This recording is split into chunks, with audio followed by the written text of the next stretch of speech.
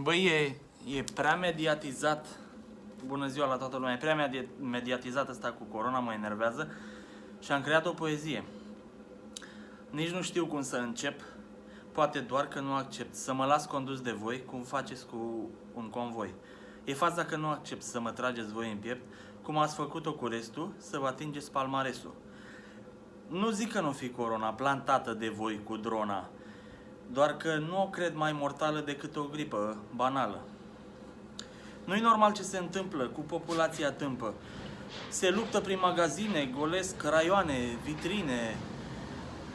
Am și eu televizor, mă uit la el foarte des, dar Vulpița și Viorel nu-mi stârnesc vreun interes.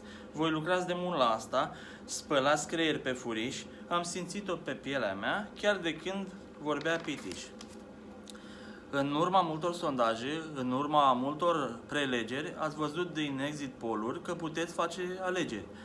Eu empatizez cu voi, nu am cum să fiu obtuz, dar pentru IQ-ul meu știrea asta e un fake news. Un virus ceva există, nu este fum fără foc, dar în spatele la tot, mie îmi pare că e un joc. Că-i politic, că-i strategic, sunt prea mic să mă pronunț. Cert e că ne ține în casă, ne ia ultimul bănuț. Asta e o parte din poezia pe care o să o creez, o să devin viral, presimt asta. Mulțumesc!